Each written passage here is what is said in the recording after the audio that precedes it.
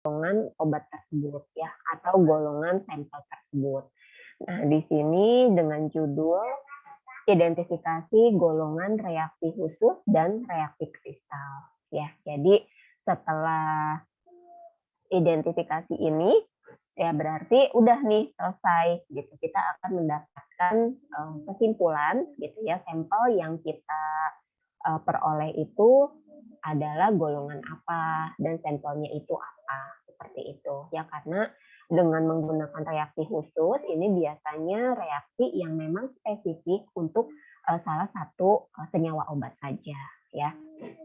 Jadi untuk analisa kualitatifnya ini udah selesai nih ya, sampai di identifikasi golongan reaksi khusus dan reaksi kristal. Nanti minggu depan kita masih ada 1 kali lagi kita masuk ke analisa kualitatif dengan metode modern ya. Kalau yang dari pertemuan kedua sampai dengan pertemuan yang minggu lalu analisa kualitatifnya secara konvensional. Nah, untuk minggu depan analisa kualitatif dengan cara modern ya, seperti itu. Oke, untuk identifikasi golongan reaksi khusus dan reaksi kristal. Nah, di sini ada yang disebut dengan golongan karbohidrat. Ya, karbohidrat, ada yang tahu karbohidrat itu apa?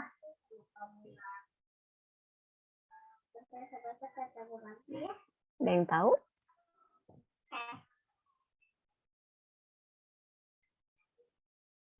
Apa sih yang dimaksud dengan karbohidrat?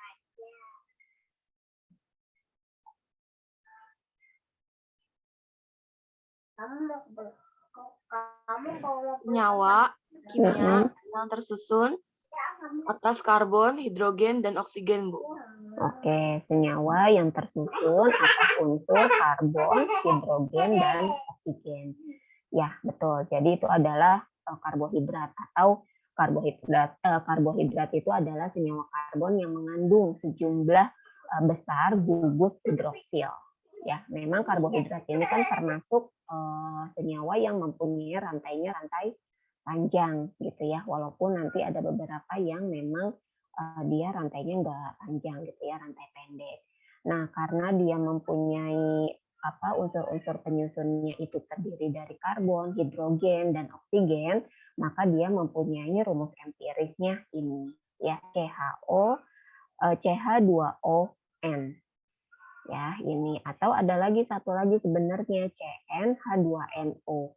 Ya, kenapa? Karena karbohidrat ini kan dia ada yang mempunyai gugus aldehid dan ada juga yang mempunyai gugus keton. Ya, jadi dari rumus empirisnya nanti dia sedikit berbeda ya. Nah, di sini salah satu contoh dari karbohidrat adalah sakarida. Ya, sakarida dia berasal dari bahasa Latin, yaitu adalah saharum atau gula. Ya, karbohidrat ini juga sering disebut dengan senyawa gula ya, karena tadi selain dia mempunyai rasa manis gitu kan, si karbohidrat ini juga memang mempunyai bahasa Latin dari saharum gitu ya. Artinya adalah gula. Nah, kemudian di sini ada istilah monosakarida, oligosakarida, disakarida, dan polisakarida. Mungkin dari kalian ada yang tahu ini termasuk ke dalam klasifikasi dari karbohidrat. Ya, jadi karbohidrat itu diklasifikasikan ada yang disebut dengan monosakarida, ada yang disebut dengan oligosakarida, disakarida, dan polisakarida. Mungkin ada yang tahu kalau monosakarida itu apa?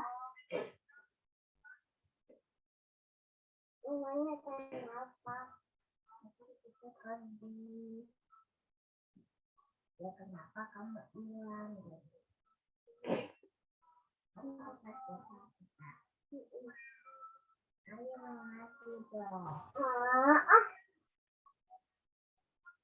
Satu kali aja ya Aku udah malam ya, aku. Apa? Mono. Artinya mono berarti satu ya. Nah, sakarida itu kan dia berasal dari bahasa Latin dengan kata saharum atau artinya gula. Jadi kalau monosakarida itu bisa kita artikan suatu senyawa dari karbohidrat yang mempunyai atau yang terdiri dari 1 unit gula. Seperti itu. Ya, kemudian kalau disakarida ya berarti senyawa yang terdiri dari 2 unit gula. Ya, kemudian kalau oligosakarida berarti dia di sini lebih banyak lagi, ya dia biasanya 3 sampai 10 unit gula. Ya, kemudian kalau poli berarti sudah yang paling besar. Ya, kalau oligo tadi batasannya 3 sampai 10, ya berarti kalau polisakarida berarti dia lebih dari 10 unit gula. Ya, seperti itu. Oke, kemudian untuk identifikasi golongan karbohidrat. Ya, jadi ketika kalian sudah dapat gitu ya hasil dari analisa kualitatif atau identifikasi gugus fungsi, berarti kan artinya kalau gugus fungsi pada golongan karbohidrat dia mengandung ada yang gugus fungsinya aldehid dan ada yang keton. Ya, artinya nanti ketika si sampel ini diidentifikasi ya untuk identifikasi gugus fungsi aldehid atau keton, maka dia akan menunjukkan hasil yang positif gitu ya. Kemudian untuk lebih memastikannya lagi, maka kita masuk ke identifikasi golongan karbohidrat. Kenapa Bu? Golongan karbohidrat itu gugus fungsinya aldehid dan keton gitu, karena memang si karbohidrat ini ya dia terdiri dari gugus aldehid gitu ya. Untuk karbohidrat yang paling sederhana dia bisa berupa aldehid, kemudian ada juga yang berupa keton. Kalau yang berupa aldehid maka dia dikatakan sebagai polihidroksialdehid atau disingkatnya dengan aldosa nama lainnya. Tapi kalau si karbohidrat ini mempunyai gugus fungsinya keton, ya maka dia disebut dengan ketosa. Seperti itu, atau polihidroksiketon. Ya, nah polihidroksiketon berarti dia mempunyai gugus keton. Ya, kalau polihidroksialdehid berarti dia mempunyai gugus fungsi aldehid. Seperti itu. Kemudian dalam pemeriksaan golongan karbohidrat ini, uji pendahuluan pendukung adalah rasa manis pada zat gula. Nah, ini mungkin kalau di awal sudah bisa kita tebak gitu ya, kalau kita dapatnya golongan karbohidrat. Ya, jadi pada saat diuji pendahuluan, ya di analisa kualitatif itu kan pertama kali kita melakukan uji pendahuluan. Ya kan? Nah, di uji pendahuluan ini berarti nanti kamu akan melihat bentuknya, kemudian baunya, rasanya. Nah, salah satu ciri dari golongan karbohidrat, dia mempunyai rasa yang manis. Seperti itu. Jadi, kalau misalnya pada saat uji organoleptik kamu cicipi, sampelnya itu terasa manis, ya kemungkinan besar dia adalah golongan karbohidrat. Tapi kan kita nggak bisa langsung menebak itu karbohidrat, ya kan? Tetap setelah pendahuluan tadi organoleptik, kamu harus masuk ke kelarutannya, kemudian fluoresensinya, kemudian pirolisanya, ya kan? Kemudian nanti kamu uji apakah mengandung unsur CNO gitu kan. Kemudian nanti setelah itu kamu menguji juga atau mengidentifikasi gugus fungsinya apa. Ya, baru setelah itu masuk ke identifikasi golongannya, ya. Nah, hasil uji kelarutan amilum dalam air yaitu tidak larut dalam air dingin, tetapi dalam pemanasan akan terbentuk larutan kental. Nah, pemeriksaan golongan senyawa karbohidrat, ya, jadi pemeriksaan golongan senyawa karbohidrat dilakukan dengan reaksi molis, ya, yaitu larutan alfa naftol 3% dalam etanol dan asam sulfat pekat. Pemeriksaan dilakukan dengan cara memasukkan kurang lebih 5 mg zat uji ke dalam tabung reaksi dan melarutkannya dengan 1 mili air suling. Untuk mempersingkat waktu, dapat juga digunakan larutan hasil uji kelarutan zat uji di dalam air. Kemudian ditambahkan 5 tetes reaksi alfa naftol ke dalam larutan uji dan dikocok. Kemudian ditambahkan 1 mili asam sulfat pekat alpukat secara hati-hati yang dialirkan melalui dinding tabung. Nah, langkah ini dilakukan dalam lemari asam. Nah, ini adalah reaksi molis ini memang termasuk yang reaksi spesifik ya untuk golongan karbohidrat.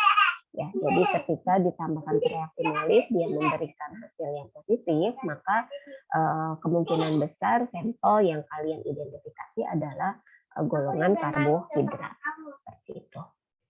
Kemudian jika larutan uji mengandung senyawa karbohidrat, maka di antara kedua lapisan akan terbentuk cincin berwarna ungu. Senyawa yang termasuk dalam golongan karbohidrat antara lain glukosa, fruktosa, laktosa, sukrosa, amilum, karboksimetil selulosa atau CNC dan sebagainya. Ya, jadi ini adalah contoh-contoh karbohidrat. Nah, ini juga sama ya, ini reaksinya ya. Ini reaksi percobaan untuk yang uji molis ya. Tadi kan untuk mengidentifikasi golongan karbohidrat kita menggunakan reaksi molis. Nah, ini adalah reaksi yang terjadi ketika golongan karbohidrat direaksikan dengan reaksi molis ya, seperti ini reaksinya. Kemudian pemeriksaan golongan senyawa asam organik ya, karena senyawa obat itu kan sebagian besar memang dia termasuk ke dalam senyawa organik ya. Makanya kita juga perlu melakukan identifikasi atau pemeriksaan berdasarkan golongan senyawa asam organik tersebut. Nah, dalam pemeriksaan golongan asam ini, uji pendahuluan pendukung adalah rasanya yang sangat asam. Nah, ini agak berbeda dengan yang tadi karbohidrat. Ya kan, kalau karbohidrat ketika di organoleptik ya, kemudian kalian cicipi dia rasanya manis. Tapi kalau untuk golongan asam organik ya namanya juga asam gitu ya. Jadi ketika kita cicipi maka dia rasanya asam. Bahkan di sini ditulisnya sangat asam ya. Nah, beberapa senyawa lain yang merubah lakmus biru menjadi merah adalah garam hidroklorida dari golongan senyawa alkaloid, misalnya seperti efedrin HCl, tiamin HCl, dan sebagainya.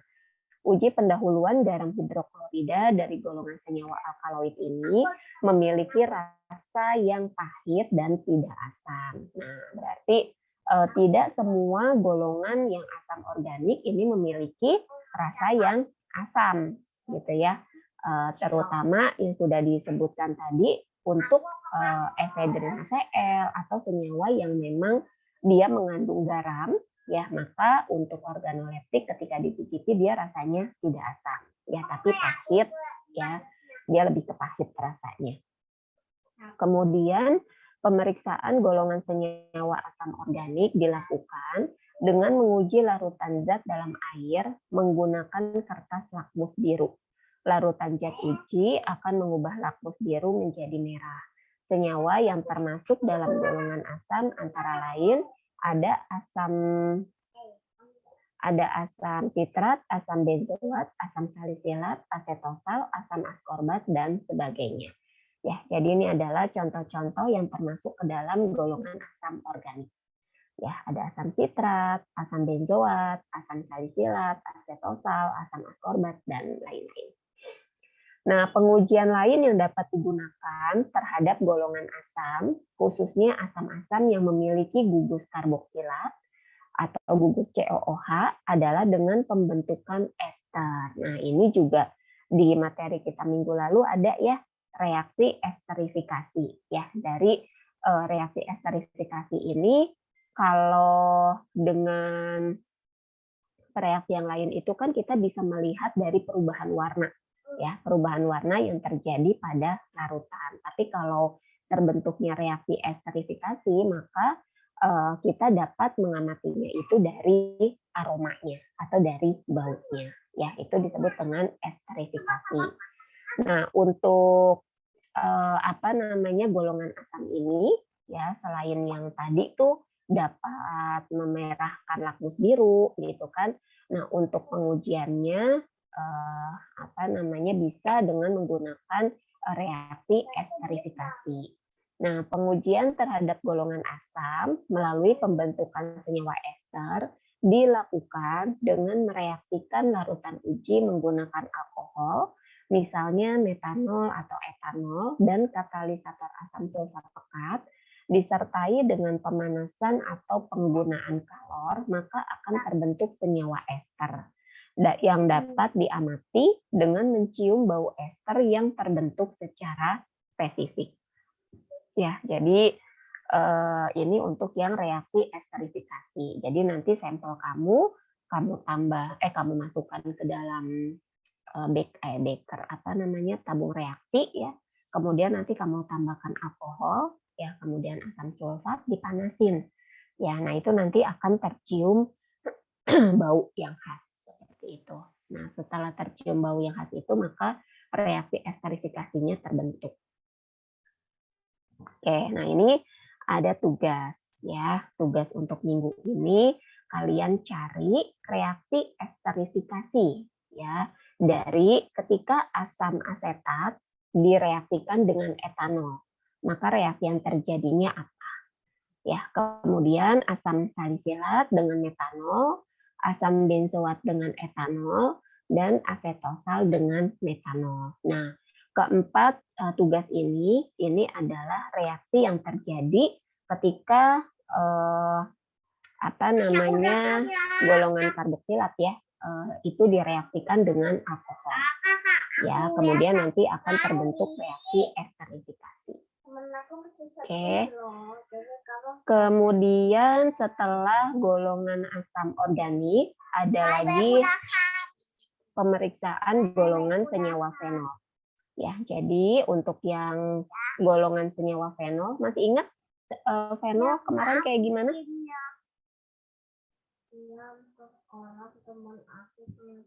Gugus fenol. Masih ingat nggak? Minggu lalu kan dibahas nih, ada gugus fenol. Senyawa fenol kan berarti senyawa yang mempunyai gugus fenol ya.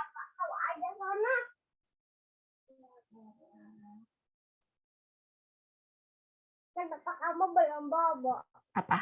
Udah inget nggak? Gugus fenol yang kayak gimana? Kan minggu lalu udah dibahas tuh gugus-gugus fungsi, ada gugus alkohol, ada gugus aldehid, ada gugus keton, ester, ya kan? Kemudian asam karboksilat, ester, amina, gitu kan? Terus fenol. Nah, kalau fenol kayak gimana?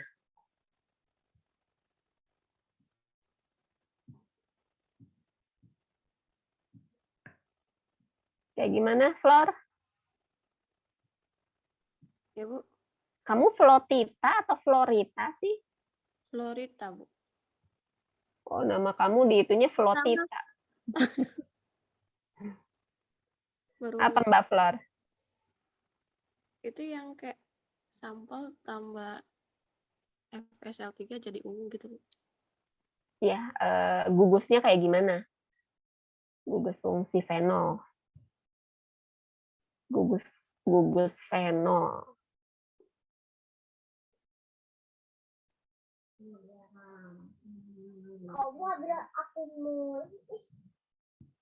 Ya, kayak gimana? Baru minggu lalu. Farizan? Iya, Bu. Kayak gimana, Jan? Hah? Fenol. Iya. Fenol yang itu gak sih yang cincin benzen terus dengan OH. Nah, betul ya. Jadi kalau fenol itu cincin benzen dengan OH ya, dengan gugus hidroksil. Ya, itu bedanya. Kalau fenol itu kan dia siklik ya, tapi kalau alkohol kan alifatik ya, jangan lupa nanti dilihat lagi. Kemudian kalau untuk golongan senyawa fenol, pemeriksaan golongan senyawa fenol ini dilakukan dengan menguji larutan zat dalam air atau etanol dengan 2 tetes larutan besi 3 klorida 1%. Nah, larutan zat uji akan membentuk warna merah sampai ungu. senyawa yang termasuk dalam golongan fenol antara lain paracetamol, asam para-aminosalisilat, asam salisilat, kemudian salisilamid, dan lain-lain. Untuk asam salisilat juga akan memberi hasil positif fenol karena asam salisilat di samping memiliki gugus karboksilat sebagai asam, juga memiliki gugus fungsi fenol, yaitu hidroksil yang terikat pada inti benzen pada posisi orto terhadap gugus karboksilat. Tetapi karena rasanya yang asam dan mengubah lakmus biru menjadi merah, maka asam salisilat dimasukkan ke dalam golongan asam. Ya, jadi untuk yang asam salisilat di sini sebenarnya dia bisa masuk ke dalam senyawa fenol. Ya, tapi karena dia mempunyai rasa yang asam, kemudian juga dapat merubah lakmus biru menjadi merah, jadi dia lebih dimasukkan ke dalam golongan senyawa asam. Ya, seperti itu. Kemudian rasanya yang asam dan mengubah lakmus biru jadi merah. Lah ini ke kopi ya. Oke, kemudian yang keempat pemeriksaan golongan senyawa alkaloid. Ya, jadi kita sudah ada 4 ya, karbohidrat, golongan asam organik, kemudian yang ketiga tadi apa? Fenol, ya, yang keempat adalah golongan alkaloid.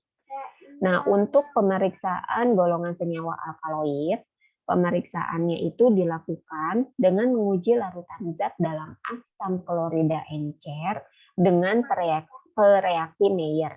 Ya, jadi kalau karbohidrat pakainya pereaksi Molis, ya, tapi kalau alkaloid pakainya Mayer.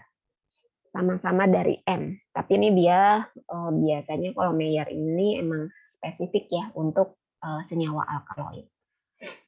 Kemudian larutan pereaksi Mayer itu larutan HgCl2 yang direaksikan dengan Ki berlebih dan pereaksi Buchardat yaitu larutan iodium.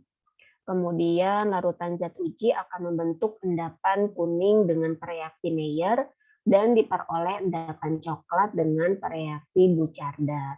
Dalam pemeriksaan golongan alkaloid ini, uji pendahuluan pendukung adalah hasil uji unsur positif mengandung unsur N dan pada umumnya alkaloid terasa pahit. Senyawa yang termasuk dalam golongan alkaloid antara lain adalah kofein, kodein, papaverin, efedrin, dan sebagainya. Ya. Nah, ini macam-macam reagennya ya, bisa dengan pereaksi Mayer, bisa dengan pereaksi Wagner, bisa dengan asam tanikum, ya kemudian bisa dengan pereaksi Heger dan Dragendorf. Dan ini adalah komposisi dari masing-masing reagen tersebut. Jadi reaksi reagen Mayer, nah ini terdiri dari potasium HgCl2 ya dengan larutan iodium gitu. Kemudian kalau Wagner ya berarti komposisinya ini asam tanat ini ya. Kemudian ini adalah perubahan warna yang terjadi atau hasil positifnya. Ya, ketika ditambahkan pereaksi Mayer maka dia akan terbentuk endapan kuning atau krem ya, seperti itu dan seterusnya. Kemudian yang kelima ada golongan sulfonamid. Ya, golongan sulfonamid dilakukan dengan menguji larutan zat dalam asam klorida dengan batang korek api. Keberadaan senyawa sulfonamid dalam asam klorida akan mengubah batang korek api menjadi berwarna jingga. Kemudian uji pendahuluan pendukung dalam pemeriksaan golongan sulfonamida adalah hasil uji unsur positif mengandung unsur N sebagai amin aromatik primer dan S, serta rasa agak pahit. Senyawa yang termasuk dalam golongan sulfonamid ada sulfamethoxazole, ada sulfanilamid, sulfaguanidin, dan lain-lain. Ya, di sini juga enak nih, udah dikasih keterangan ya untuk uji golongan ini. Jadi pendukungnya itu pada saat kalian diuji pendahuluan, nah itu kan nanti ada organoleptik ya, rasanya dia agak pahit. Kemudian setelah organoleptik berarti kan uji unsur. Nah, ya kalau untuk yang golongan sulfonamid ini ketika dia diuji unsur N, ya, maka dia akan menunjukkan hasil yang positif, dan juga S, ya. Ada unsur S-nya juga di sini. Kemudian golongan barbiturat.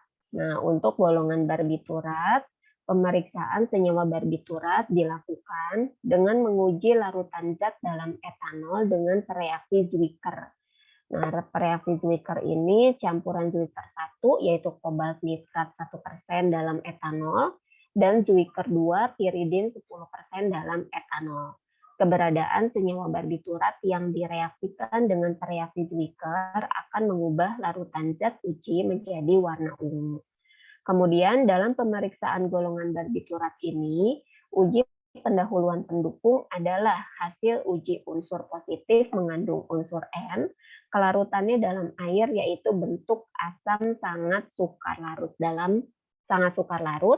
sampai praktis tidak larut. Nah, untuk bentuk garamnya sangat mudah larut, rasa agak pahit. Senyawa yang termasuk dalam golongan senyawa barbiturat antara lain adalah ada fenobarbital, heksobarbital, dan sebagainya.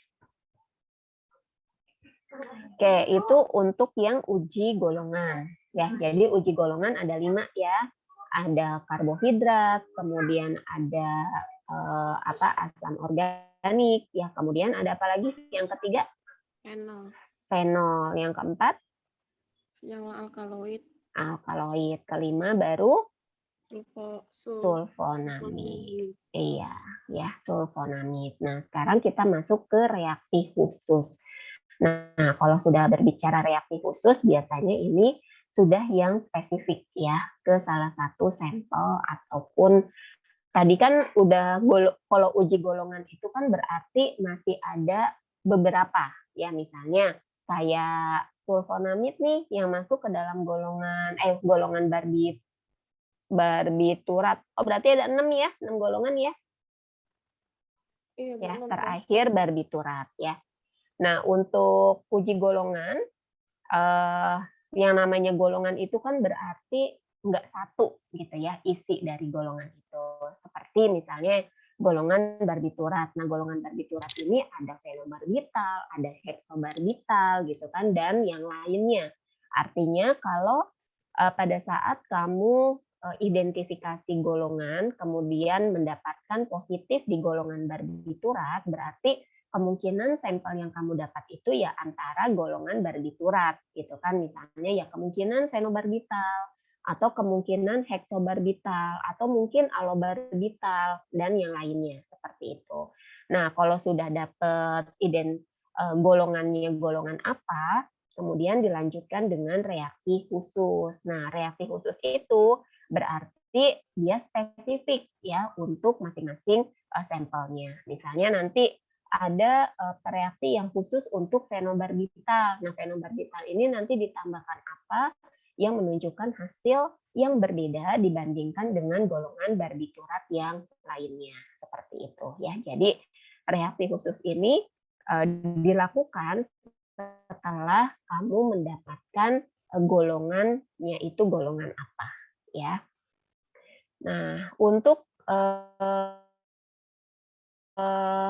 uji khusus ya atau reaksi khusus ini ada Fehling ya, reaksi Fehling A dan B, kemudian antara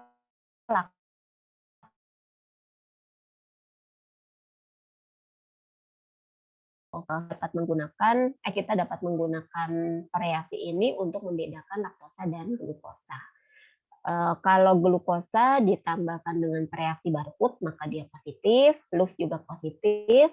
Nah, kalau untuk yang laktosa Barfootnya dia negatif ya, kemudian kalau Loew-nya dia positif ya. Kemudian nah, ini reaksi yang terjadi ya ketika ditambahkan reaksi Fehling. Ya, reaksi Fehling itu kan dia pakai Cu ya, kupri. Nah, dia akan terbentuk positifnya itu adalah terbentuk warna merah, kuning atau kuning kehijauan seperti itu. Kemudian reaksi khusus yang lainnya, ini putus. Nah, ini ya.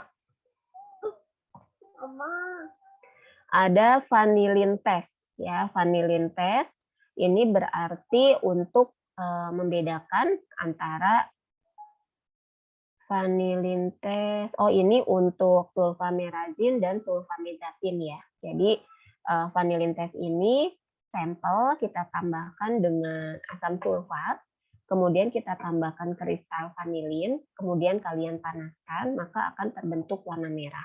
Nah, kalau dia warnanya merah, berarti antara sulfamerazin dan sulfamethatin. Kemudian reaksi khusus juga bisa dengan fluoresensi. Ya, jadi untuk yang fluoresensi di sini larutan dalam asam sulfat encer untuk alkaloid kinin. Nah, ini nanti kalau alkaloid kinin ditambahkan dengan asam sulfat encer, maka dia akan terbentuk warna hijau. Kemudian ada reaksi Mureksit. Ya, kalau Mureksit prosedurnya senyawa ditambah KClO3 padat atau H2O2 ditambah 1 tetes HCl 25% atau asam sulfat pekat, kemudian dipanaskan di atas penangat air sampai kering, kemudian ditambahkan amonia, maka akan terbentuk merah ungu. Nah, kalau terbentuk warna merah ungu berarti positif untuk turunan santin. Ya, ada kofein, teobromin, teofilin. Ya. Kemudian selain yang tadi ada lagi reaksi Marquis. Nah, reaksi Marquis sampel nanti kalian tambahkan formalin, ditambahkan asam sulfat pekat, maka akan terbentuk warna ungu. Nah, kalau ungu berarti dia masuk untuk golongan alkaloid ya, bisa morfin, kodein, dionin dan lain-lain. Kemudian reaksi Vitali ya, zat ditambah asam nitrat berasap diuapkan di atas penanganan air sampai kering, kemudian ditambahkan spiritus alkali ungu yang tahan dalam aseton. Ya, ini untuk strihnin. Kemudian cuprisyl chenkau. Nah, ini untuk alkaloid efedrin. Nah, ini dia spesifik untuk efedrin nih. Ya, dengan menggunakan reaksi chenkau. Ya. Zat ditambah 1 mili air dan 1 tetes larutan garam cuprisulfat dan 1 mili NaOH.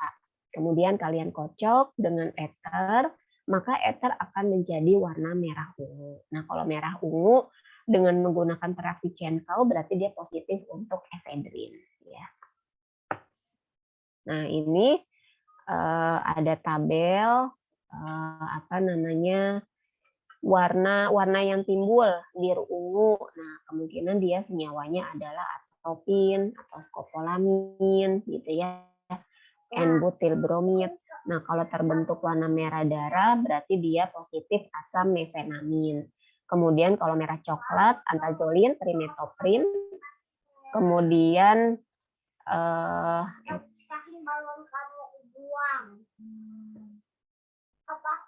nah, ini yang tadi ya, yang tadi kan ada Vitali juga nih. Nah, ini ya.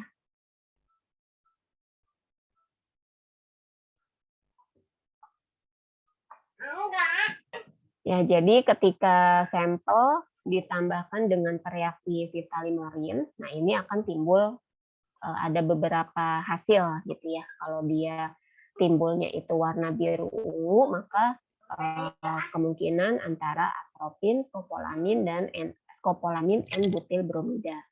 Terus kalau yang merah darah berarti dia positif untuk mefenamin, asam mefenamin, kemudian merah coklat, antazolin dan trimetoprim, merah jingga, visostigmin, promazin, kemudian endapan merah jingga, asam salisilat, kemudian kalau jingga, prometasin, klorpromazin, hijau, lidokain, kemudian ungu ke hijau, kemudian ke jingga, maka dia positif untuk propanolol.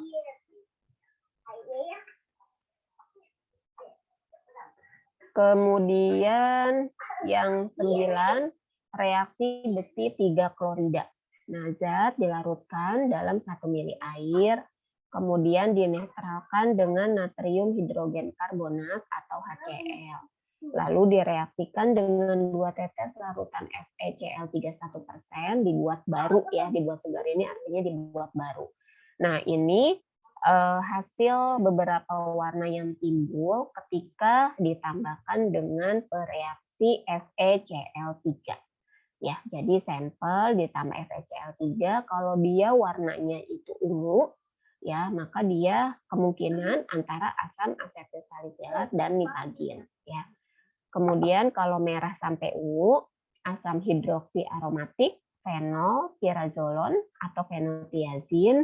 Nah, kalau timbulnya warna biru, berarti asam para aminosalisilat, klorpromazin, prometazin, asam mefenamat, morfin. Kemudian hijau dengan NaOH menjadi merah coklat, maka ini positif untuk promazin, piridoksin, dan tetrasiklin. Kemudian ada reaksi Morin. Nah, untuk reaksi Morin, sampel atau zat kita tambahkan dengan nilon, ya. Kemudian dipanaskan, kemudian nanti warna merah pada fenol, misalnya nipagin dan golongan simpatomimetik ya, obat-obat simpatomimetik. Nah, reaksi nilon itu adalah 10 gram air raksa yang dilarutkan dengan pendinginan dalam 10 gram asam nitrat berasap. Kemudian larutan tersebut diencerkan dengan 20 gram air dingin, lalu didiamkan, kristal yang terbentuk dipisahkan dengan cara menuangkan larutan atau didekantasi. Kemudian ini yang selanjutnya, reaksi khusus yang 11 ya. Reaksi gabungan dengan asam sulfanilat terdiazotasi. Jadi zat dilarutkan dalam 1 mili 3N NaOH ditambahkan dengan campuran segar yang terdiri atas larutan asam sulfat dan larutan natrium nitrit 10% ya masing-masing. Nanti kalau timbul warna merah tua berarti dia positif untuk tetrasiklin. Kalau terbentuk warna kuning jingga yang menjadi merah dengan penambahan asam asetat, maka positif untuk piridoksin. Kemudian kalau terbentuk warna merah, maka dia positif untuk paracetamol. Kemudian kalau terbentuk warna merah ungu, kemudian merah ungu terbentuk setelah campuran dipanaskan dengan NaOH. Maka dia positif untuk teofilin. Nah, larutan asam sulfanilat, tadi kan di sini kita pakai reaksinya asam sulfanilat ya. Nah, cara buatnya gimana? Kita timbang 0,5 gram asam sulfanilat, kemudian digerus halus, kemudian kita larutkan dengan 70 ml air. Ya, tapi di sini tidak boleh ada pemanasan. Ya, jadi harus dipastikan dia larut ketika ditambahkan dengan 70 ml air. Ya. Kemudian larutan direaksikan dengan 6 ml HCl6N, kemudian ditambahkan air sampai 100 ml. Ya. Nah, nanti kalau udah dibuat seperti ini, tinggal nanti kamu lihat hasilnya itu dia apa. Apakah merah tua, merah ungu, atau kuning jingga. Ya, seperti itu. Kemudian reaksi-reaksi khusus untuk yang ester asam karboksilat. Nah, ini ya. Ini nipagin ya. Jadi nipagin itu termasuk ke dalam golongan ester asam karboksilat ya. Jadi kalau ditambahkan FeCl3 setelah dididihkan dalam air dan didinginkan, maka akan terbentuk warna ungu kemerahan ya, kemudian berubah menjadi coklat. Ya, tapi kalau untuk asetosal ditambah FeCl3 dipanaskan akan terbentuk warna ungu. Kemudian nipagin larutan dalam etanol 95% dididihkan ditambah raksa 2 nitrat ya akan terbentuk endapan dan filtratnya itu merah. Kemudian kalau asetosal ditambah etanol ditambah asam sulfat dididihkan, kemudian didinginkan, ditambah air, maka akan tercium ya bau etil asetat ya. Nah, ini terjadi reaksi esterifikasi tadi ya. Kemudian dipagin, yang ketiga ditambahkan alkohol ya, kemudian tambahkan reaksi Milon ya, lalu dipanaskan, maka akan terbentuk endapan filtrat merah.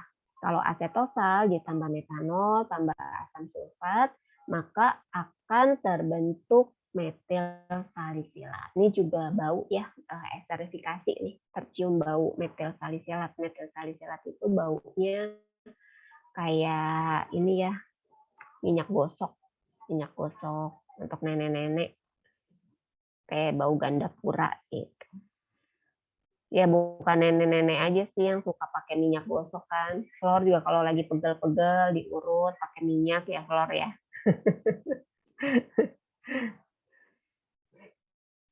Kemudian ada turunan salisilat. Nah, untuk turunan salisilat seperti natrium salisilat dan salisilamid, ditambahkan FeCl3 ungu ya, kemudian natrium salisilat ditambah metanol dan asam sulfat, maka akan tercium bau metil salisilat. Kemudian ditambah HCl pekat, akan terbentuk kristal putih ya, kristalnya ini dia bentuknya seperti jarum. Nah, untuk yang salisilamid ditambah FeCl3 dia sama ungu ya. Kemudian kalau ditambah NaOH uapnya akan membirukan lakmus merah. Kemudian ditambah asam pikrat, maka akan terbentuk kristal yang spesifik. Kemudian turunan anilin. Nah, turunan anilin contohnya adalah fenacetin, paracetamol. Ya, nah untuk fenacetin kita tambahkan HCl pekat, dididihkan, tambah air, tambah kalium bikromat 5%, akan terbentuk warna violet ya, kemudian berubah menjadi merah tua. Kemudian fenacetin ditambah dengan asam nitrat pekat, dididihkan, kemudian didinginkan, akan terbentuk endapan kristal kuning. Kemudian asam sulfat, fenacetin ditambah dengan asam sulfat, dipanaskan, didinginkan, ditambah air, maka akan terbentuk etil asetat. Kemudian kalau turunan anilin paracetamol, ya contohnya paracetamol, ditambah HCl pekat, dididihkan, tambah air, tambah kalium bikromat, nah ini tetap berwarna ungu ya atau violet. Beda dengan fenacetin. Kalau fenacetin kan dia berubah ya, setelah terbentuk warna violet, dia berubah menjadi merah tua. Tapi kalau paracetamol enggak, dia tetap violet. Kemudian tambah NaOH dipanaskan, dingin, tambah asam sulfanilat, tambah natrium nitrit, akan terbentuk warna merah. Kemudian larutan dalam air, tambah FeCl3, akan terbentuk warna violet. Kemudian ada turunan tirazolon. Nah, turunan tirazolon contohnya metampiron dan amidopirin. Nah, untuk metampiron ditambah HCl encer, tambah feriklorida, akan terbentuk warna biru, kemudian berubah menjadi merah, kemudian merahnya menjadi hilang ya atau tidak berwarna. Nah, kalau si amidopirin tambah FeCl3 terbentuk warna biru ungu, berubah menjadi merah ungu ketika ditambahkan dengan asam sulfat. Kemudian metampiron ditambah AgNO3 terbentuk warna ungu dan endapan perak metalik. Kalau yang amidopirin ditambah AgNO3 itu ungu, kemudian sama ini ya, endapan perak metalik juga. Kemudian ada turunan santin. Nah, turunan santin ini biasanya dengan reaksi mureksit ya, terbentuk warna ungu. Nah, contohnya yang termasuk ke dalam turunan santin ada kofein, teofilin, teobromin. Untuk mengidentifikasinya, larutan jenuh ditambah dengan iod. Nah, ini pertama tidak terjadi endapan. Kemudian ditambahkan dengan HCl, terbentuk endapan coklat. Kemudian endapan coklat yang terbentuk tadi kita tambahkan NaOH, maka endapan coklatnya akan terlarut. Nah, untuk teofilin kita tambahkan alkohol, tambahkan reaksi pari, ditambahkan amonia akan terbentuk warna violet. Untuk teobromin ditambah asam nitrat, panaskan, tambah agen nitrat, terbentuk kristal yang spesifik. Kemudian kafein, reaksi yang keduanya itu tambahkan larutan jenuh, tambah tanin, maka akan terbentuk endapan putih. Kalau untuk teofilin, larutan jenuh, tambah asam asetat, tambah merkuri asetat, maka akan terbentuk endapan. Nah, untuk yang teobromin, zat ditambah HCl, dipanaskan, tambah larutan sublimat, maka akan terbentuk kristal roset. Kemudian yang ketiga HCl ditambah reaksi Dragendorff, ya ini akan terbentuk kristal. Ya, kemudian kalau teofilin HCl tambah Dragendorff, ini juga sama ya, kita mengamatinya nanti di bawah mikroskop. Kristal yang terbentuknya itu seperti apa. Kemudian teobromin, HCl tambah Dragendorff, ini juga sama ya. Ya, lihat kristalnya. Kemudian turunan asam barbiturat. Nah, ini untuk yang golongan barbiturat tadi ya. Zat dalam drupel plat ditambah alkohol dan ditambah reaksi pari ditambah amonium pekat akan terbentuk warna ungu. Nah, contoh dari golongan barbiturat ini ada barbital dan luminal. Nah, untuk barbital mengidentifikasinya kita tambahkan piridin, tambah reaksi Zuiker-D, maka akan terbentuk kristal ungu. Nah, ini kita bisa bandingkan dengan barbiturat yang lainnya. Kemudian luminal, kalau luminal ditambahkan piridin, tambah Zuiker-D, kemudian juga sama ya, terbentuk warna ungu. Kemudian reaksi kristal dengan buci parlea, ya. Kemudian luminal juga sama, ya, dengan atau menggunakan buci parlea. Kemudian yang ketiga reaksi kristal dengan NaOH dan HCl. Kemudian luminal juga sama, ya. Lalu yang keempat zat dididihkan dengan NaOH, gas yang basah, zat dalam air tambah NaOH bertetes-tetes tambah asam sitrat, maka terbentuk endapan putih. Nah, endapan putihnya ini dia berbeda dengan turunan yang barbitalnya.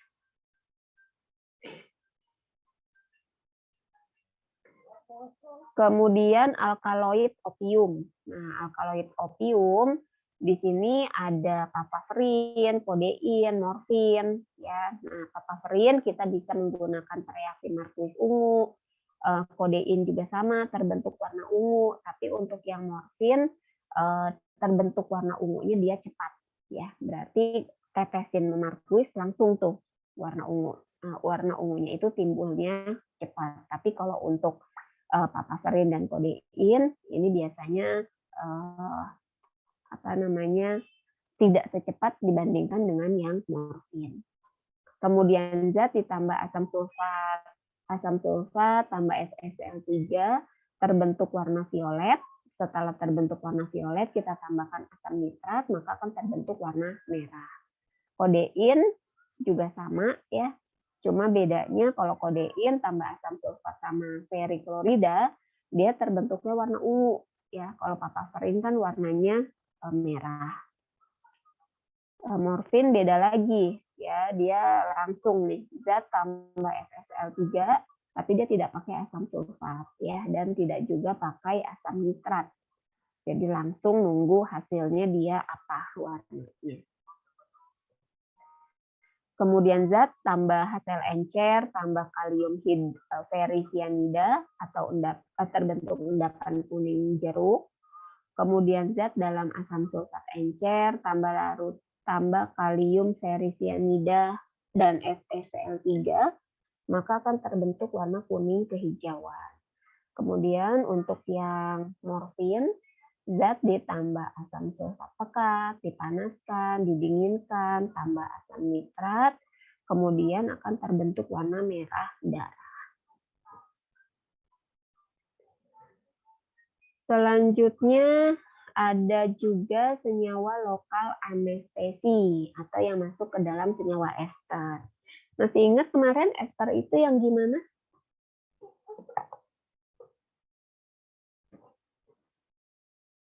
Tugas fungsi ester yang gimana?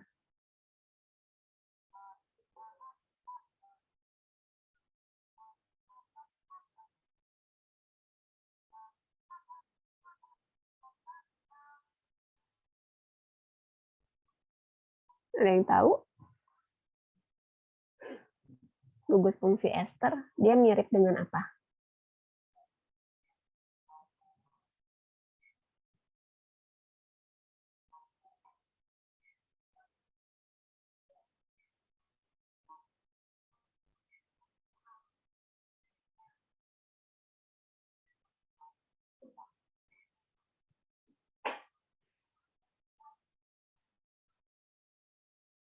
Salsabila ada? Salsabila? Ibu Sarah Fauzia hadir ya, Bu? Ada, Bu. Ya, apa Mbak? Ester. Mbak Salsa. Apa, Bu? Ulang pertanyaannya, Bu. Tugas fungsi ester seperti apa?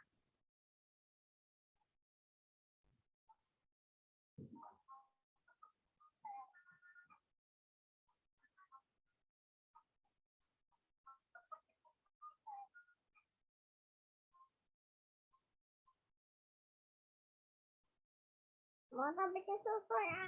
Iya.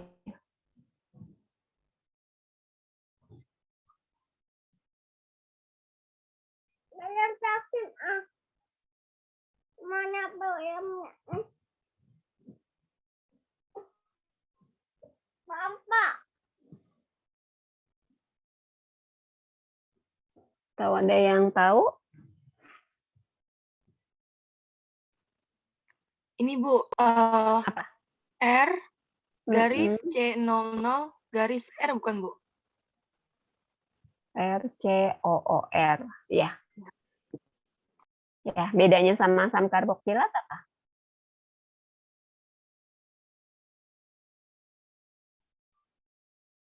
Kalau asam karboksilat ada OH-nya, Bu. Ya, kayak gimana? Eh, OH alkohol dong.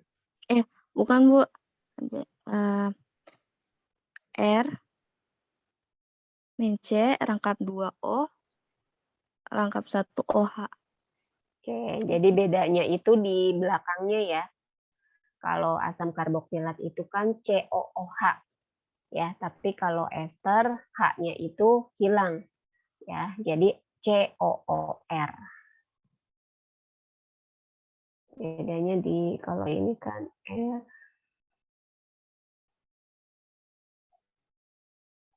Nah, ini asam karboksilat. Tapi kalau ester, beda di sininya. Ester itu dia turunan dari asam karboksilat yang kehilangan atom H-nya. Ya, jangan sampai lupa. Nah, untuk apa nih namanya? Senyawa lokal anestesi ya atau senyawa ester, ada anestesin, ada prokain, ada lidokain. Prokain HCl, lidokain HCl. Nah, untuk mengidentifikasinya atau melihat perbedaannya, untuk yang anestesin kita tambahkan HCl, tambah natrium nitrit, tambah beta-naftol dalam NaOH akan terbentuk warna merah. Tapi kalau prokain HCl di sini dia ditambahkannya itu HCl, tambah fenol, tambah kalium bromat, terbentuk merah violet. Kemudian dalam alkohol tambah reaksi pari, ditambahkan asam klorida, kita gojok ya, kemudian akan terbentuk warna hijau cerah dan kristal halus. Kemudian yang kedua, reaksi yang kedua atau identifikasi yang kedua, HCl tambah air sampai jernih ya, kemudian ditambahkan dengan K2HGI4. maka di sini tidak ada endapan atau kekeruhan. Ya, artinya dia bening aja gitu ya. Tidak ada endapan, tidak keruh. Kemudian kalau sampel yang keduanya ditambahkan HCl, tambah air sampai jernih, nah ditambah K2HGI4, nah dia baru terbentuk endapan kuning.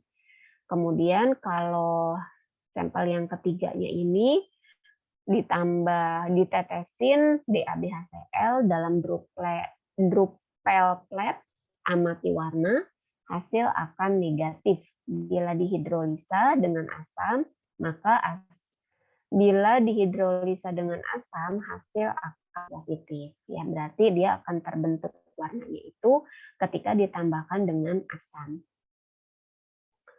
Kemudian reaksi kristal dengan asam pikrat. Ya, untuk anestesin, kemudian sampel yang keduanya ditambahkan, sama ya, dia berarti ketika ditambahkan asam pikrat, maka akan terbentuk kristal yang dapat kita lihat dengan bantuan mikroskop. Kemudian untuk yang golongan vitamin, ya, vitamin-vitamin seperti aniurin, riboflavin, piridoksin, vitamin C.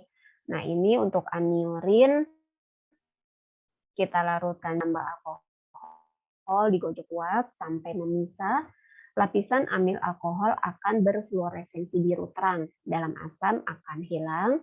Kemudian dalam basa akan muncul kembali. Nah, untuk riboflavin, zat ditambah air, kemudian akan berfluoresensi di bawah sinar UV, kemudian hilang bila ditambahkan dengan HCl. Kemudian untuk yang piridoksin, zat ditambahkan, dilarutkan dalam air, kemudian bagi dua, tabung 1 ditambah dengan klorokinon klorinida dalam etanol dan amonia, kemudian akan terbentuk warna biru lalu berubah menjadi merah. Nah, untuk tabung kedua ditambah dengan asam borat, ditambah di klorokinon klorinida dalam etanol dan amonia, maka tidak terjadi warna biru. Untuk vitamin C, dia dapat mereduksi reaksi Fehling, perak nitrat, kalium permanganat, reaksi Barfoot, dan reaksi Luft. Kemudian ditambah reaksi Luft pada keadaan dingin akan terbentuk hijau dan juga endapan kuning kalau pada aniurin, kalau pada riboflavin positif dengan reaksi kuprifil. Kemudian untuk piridoksin ditambah FeCl3 terbentuk warna merah. Kemudian untuk vitamin C ditetesi dengan alkohol dan reaksi pari dibasahkan dengan amonium hidroksida akan terbentuk warna ungu. Terus identifikasi yang ketiga ada ditambahkan reaksi Mayer terbentuk endapan putih kekuningan. Kemudian kalau riboflavin dia dapat mereduksi Fehling. Kemudian kalau piridoksin larutan 0,5% D/V tambah asam fosfowolf, dia akan terbentuk endapan putih. Kemudian kalau vitamin C tambah air, tambah natrium bikarbonat, tambah perosulfat, dikocok, terbentuk warna ungu, tambah asam sulfat encer, warna ungunya akan hilang. Kemudian senyawa-senyawa dengan inti piridin dan pirimidin. Nah, ini contohnya INH dan nikotinamid. Ya, ada zat tambah anilin, tambah metanol, tambah HCl, kuning hijau. Ya, kemudian pada drupel plate ditetesi FeCl3, diamati warnanya, kemudian ada gelembung gas. Panaskan zat dengan natrium karbonat anhidrat akan tercium bau piridin. Kemudian zat ditambah NaOH tambah I2, maka terbentuk merah coklat dan gas. Nah, untuk nikotinamid ditambahkan si sampel 0,1% ditambah dengan reaksi sianogen bromid tambah larutan anilin akan terbentuk endapan kristal merah yang menjadi kuning emas. Kemudian pada drupal plate ditetesi FeSal3 terbentuk merah coklat. Panaskan zat dengan natrium karbonat anhidrat maka akan tercium bau piridin. Ya, jadi kalau kalian perhatikan identifikasi yang tadi sudah disebutkan itu memang sudah berdasarkan per senyawa obatnya. Ya, misalnya kayak INH dia diidentifikasinya nih spesifiknya dengan reaksi-reaksi ini. Kemudian nikotinamid juga dengan reaksi-reaksi yang ada di dalam PPT ini. Seperti itu. Kemudian ada lagi golongan antihistamin. Nah, untuk golongan antihistamin, contohnya CTN difenhidramin. Ya, dia dengan reaksi perifil positif, dengan reaksi Marquis terbentuk kuning, dengan reaksi kristal ditambahkan dengan aseton air. Kalau difenhidramin HCl ditambah asam nitrat, asam sulfat, air, kloroform terbentuk warna merah. Nah, kalau ditambahkan reaksi Mayer terbentuk warna ungu muda. Kemudian zat ditambah dengan asam sulfat merah coklat ditambahkan air maka akan tetap merah coklat. Kemudian golongan antibiotik. Ya, antibiotik contohnya di sini ada streptomisin, tetrasiklin, penicillin. Nah, untuk streptomisin kita dapat mengidentifikasinya itu dengan melarutkannya di dalam NaOH, ya, kemudian dipanaskan beberapa menit, kemudian nanti kita tambahkan HCl dan FeCl3 akan terbentuk warna ungu. Kalau untuk tetrasiklin ditambah asam sulfat warna merah ungu, encerkan menjadi kuning tua. Kemudian ditambahkan reaksi Marquis terbentuk merah anggur. Untuk penisilin ditambah dengan larutan iodium terbentuk endapan coklat.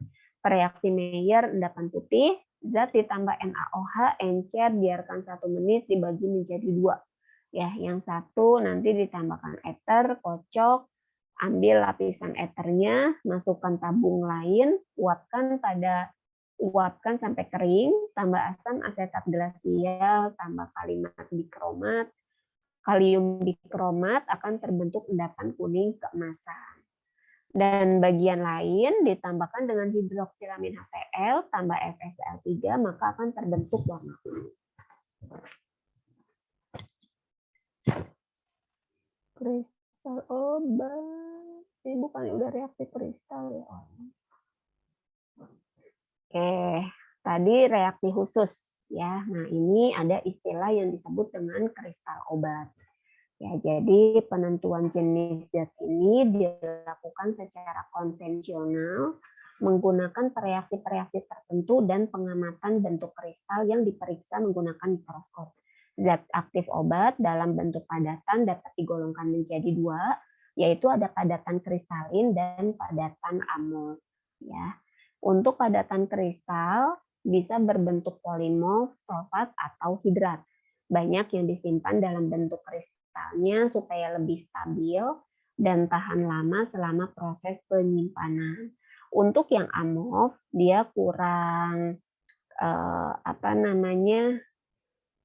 kurang stabil dibandingkan dengan kristal dan memiliki titik lebur yang melebar atau luas. Oleh karena itu, untuk mengidentifikasi kristal akan lebih mudah dibandingkan dengan bentuk amorf. Ya. Aduh, ngantuk Nah, ini itunya ya, terbentuk kristal-kristalnya, ada yang terbentuk kristal, ada yang berbentuk amorf, seperti ini. Nah, ini reaksi kristal. Ya, reaksi kristal itu artinya di bawah mikroskop ya, karena kalau kita lihat dengan panca indera kita itu kurang jelas. Dia bentuknya bentuk kristal padatan kah atau amorf gitu ya.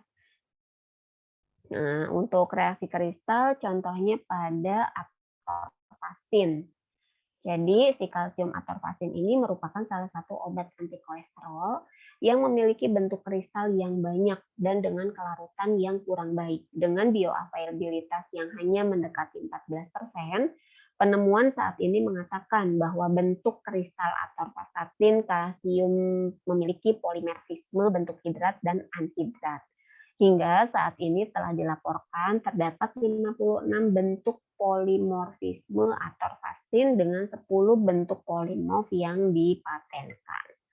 Kemudian monohidrat teofilin, dia mengandung lebih banyak ikatan hidrogen dibandingkan dengan anhidrat teofilin.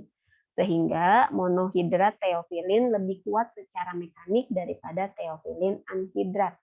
Teofilin anhidrat lebih rapuh secara mekanik daripada teofilin monohidrat.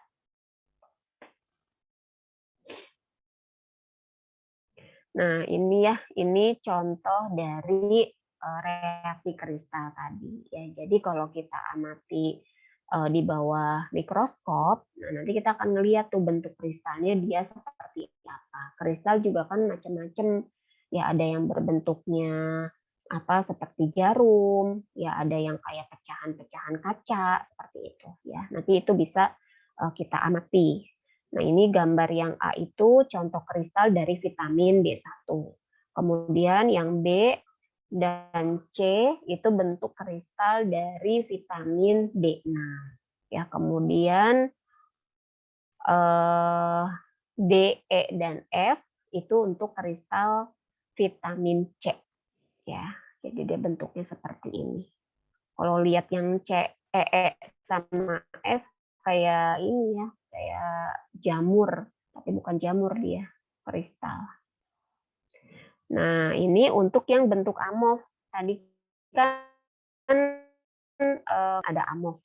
Nah, ini untuk yang amorf, contohnya dia avisel. Ya, dibuat dalam bentuk amorf dan digunakan sebagai pengisi dalam produksi tablet dengan metode granulasi basa dan tempa langsung. Hal ini bertujuan untuk menghasilkan tablet dengan variabilitas yang rendah atau kehancurannya itu, tingkat keretakannya itu kecil ya.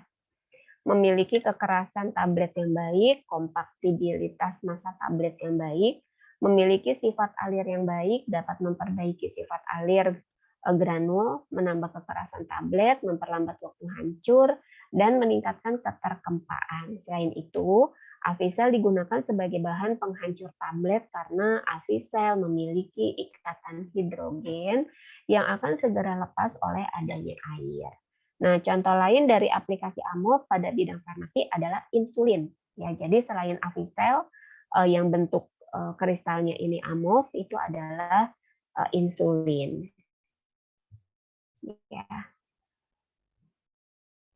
Kemudian senyawa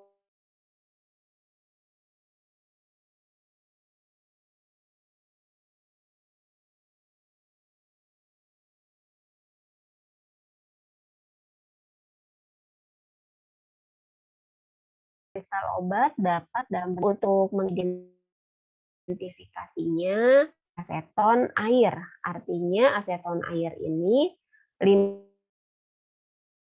tetes sampel kita masukkan ke dalam aseton pada objek gelas, kemudian nanti kita tambahkan 2 tetes aquades, biarkan hingga mikroskop. Kemudian drag and drop. Nah, kalau drag and drop, zat uji ditaburkan pada objek gelas, tambah HCl 0,5 N hingga larut, tambah 1 tetes reagen drag and drop, biarkan 15-30 menit, kemudian panaskan perlahan, baru nanti diamati di bawah mikroskop. Kemudian reaksi kristal juga dapat terbentuk dengan penambahan asam pikrat. Ya, jadi nanti sampelnya kamu simpan di atas objek gelas, diratakan, tambah HCl, aduk hingga larut, ya. Kemudian nanti ditambah 1 tetes reagen asam pikrat, biarkan beberapa saat hingga terbentuk kristal, ya. Maka setelah itu kita lanjutkan pengamatan di bawah mikroskop.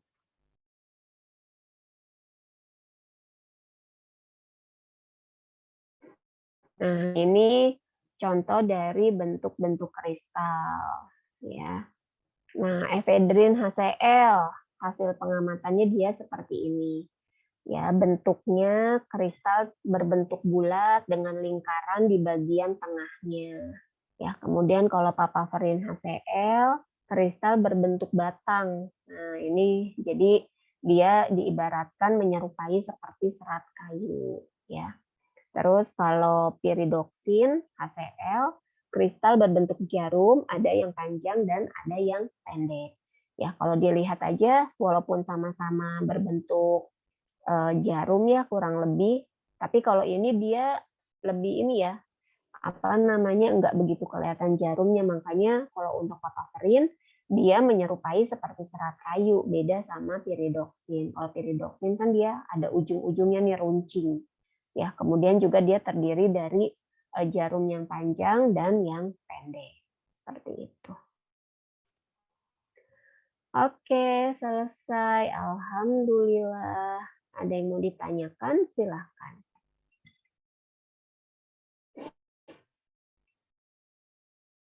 Ini sambil saya absen dulu ya.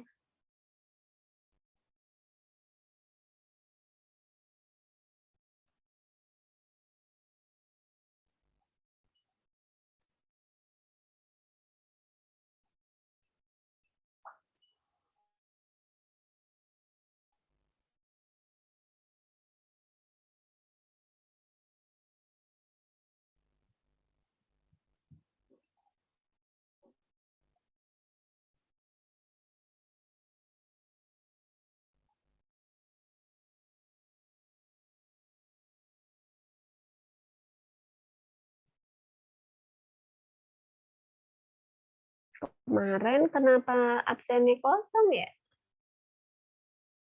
Udah di absen kan padahal.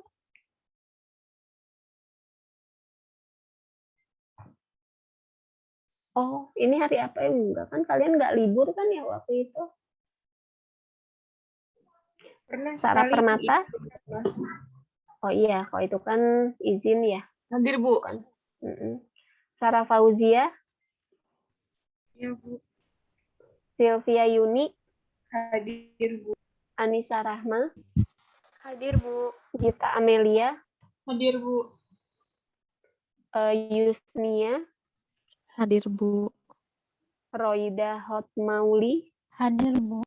Florita? Hadir, Bu. Putri Lestari? Hadir, Bu. Farizan? Ada tadi ya. Arta? Ya, Arta? Hadir, Bu. Azahira? Hadir, Bu. Salsabila? Hadir, Bu. Ananda? Hadir, Bu. Siti Fatimah? Hadir, Bu. Abdul Hafiz? Hadir. Ilmi? Hadir, Bu. Anita? Hadir, Ibu. Deborah? Hadir. Oke, berarti hadir semua ya. Berarti yang absen kosong itu yang waktu saya izin itu ya. Paling minggu depan ya. Minggu depan kita 2 kali absennya. Kalian mulai libur kapan sih? Belum tahu, Bu. Tanggal 29, Ibu katanya. 29. Kata siapa? Kata Bu Tanti. Oh gitu. 29. Berarti minggu depan tanggal berapa minggu depan? Minggu depan 19. Hari 19. Oh iya, minggu depan 19. Berarti tanggal 26 kita masih ada lagi ya. Masih ada. 29 itu berarti hari Jumat. Oke, berarti ini kan untuk minggu besok nih, yang pertemuan kelimanya, terus terakhirnya untuk yang tanggal 26. Berarti tanggal 26 itu kita sudah review aja ya, review materi atau kisi-kisi nantinya. Seperti itu. Jadi minggu depan sudah materi terakhir, kemudian di tanggal 26 kisi-kisi. Seperti itu. Oke, ada yang mau ditanyakan?